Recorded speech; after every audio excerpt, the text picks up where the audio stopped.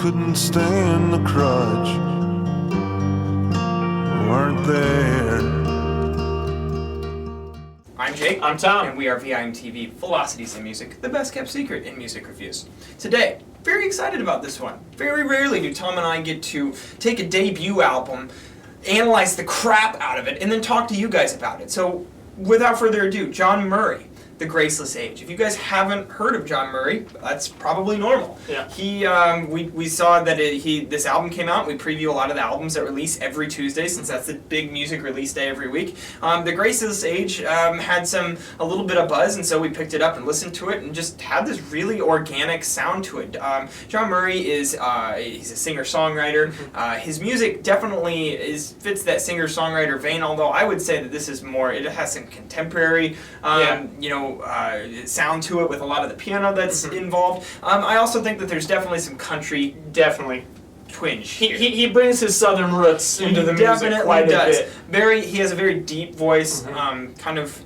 I think of Jeff Bridges. I think of Jeff Bridges' voice. I think of Bruce Springsteen a little bit. Yeah, there you go. I gotta say, but not quite as rough. Yeah, absolutely. And overall, I think that he actually approaches songwriting from a very unique perspective. You got a lot of varying track lengths on this album, which shows you inherently that the artist is experimenting with their own sound. They don't have a set formula that they're going for. So whenever I see a variety of track lengths, I get a little nervous and excited at the same time, because it says a lot about what the artist is doing, how they approach their music. The other thing is he plays with different styles, and I don't feel like he really adheres to one style throughout the record. Or sound palette along those lines. Absolutely. I mean, you get a lot of the acoustic guitar, piano, and steel guitar, especially the front half of the album. But track 3, Little Colored Balloons, is a 10.5-minute track that starts off, it's just piano, and I think you have some sort of string, I think it's cello or something like that. It's a very somber song, and just slowly builds an intensity throughout, and I think a light organ is put in the background, and then John Murry just kind of starts belting it out. And you can really feel it. He puts a lot of emotion into this album, particularly that song, and I think it's really what makes it work, even at 10.5 minutes long, because you really get sucked into the lyrics and the story that he's telling. As the intensity and emotion builds, there's some like female backup singers that come in the background, and then you have that audio clip at the end that kind of sums it all up, and it's like, wow, what a statement. Yeah, it's an emotional experience. It definitely is. And the more I listened to this, the more I kind of got into that. When we talk about warmth, in a lot of reviews, I've made the criticism of albums of being like, okay, this is emotional, it's trying to like get your emotions going, but they never give you a reason why. John Murry does a great job of presenting early on in the album a reason why you should care about the things that he's singing and writing music about. And just because of that, establishing that warmth with the listener, I'm vested. I want to hear more. I want to hear more about this guy's issues that he's dealing with in this album, because a lot of this album is themed around his problems with substance abuse. So, I think that overall that has like a powerful resonance when you sing about it passionately and write good music along with it. So it works very well. Once you get a little bit further on into the album, one of the most interesting tracks, I think, is track 5, Things We Lost in the Fire. Totally agree. That starts off as like this kind of down-tempo, kind of sad song, and then just all of a sudden, like halfway through, it kicks into like rock mode and just kind of rocks out for the rest of it. Yeah, it's funny. It shows a lot of tact for John Murry as a songwriter, because let's compare real quick. You've got Little Colored Balloons at 10.5 minutes, which stays somewhat similar. Like I said, it builds in intensity and a little bit in dynamics, but it stays somewhat similar for that 10.5 minutes, and you don't get bored.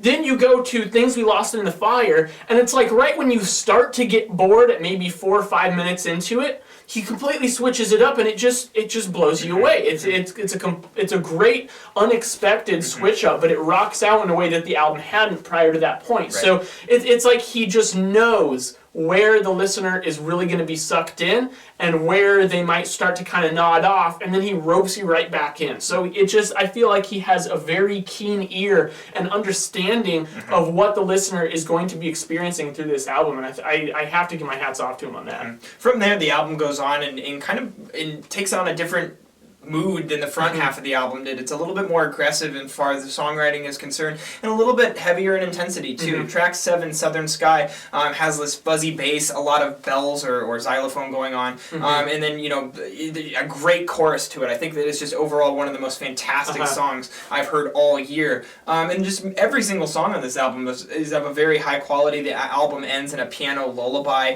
sort of thing, and I feel like just if you look at the songwriting throughout this album, the way that he constructed the album listening experience, the way he approached the instrumentation, which is all top notch. There's a variety of instruments. There's a very strong sense of originality here. Yeah. I'm left kind of just in awe. The more I listen to it, the more I'm like, I need more of this. I want to keep listening to it. Yeah, and I think that's why I'm looking forward to whatever he's going to do in the future. Because you can tell that this was such a personal statement of an album. But I think that I almost feel like this is him exercising his demons.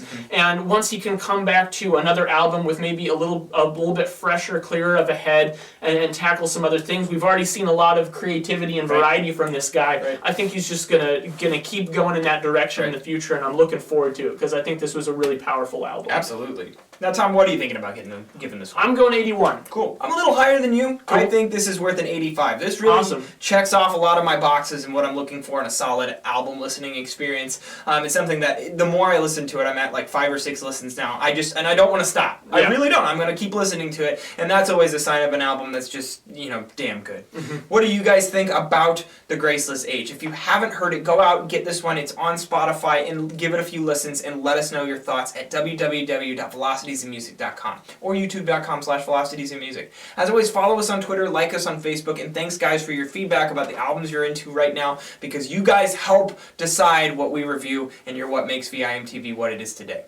Thanks for watching. I'm Jake. I'm Tom. And we are VIMTV, moving music critique forward.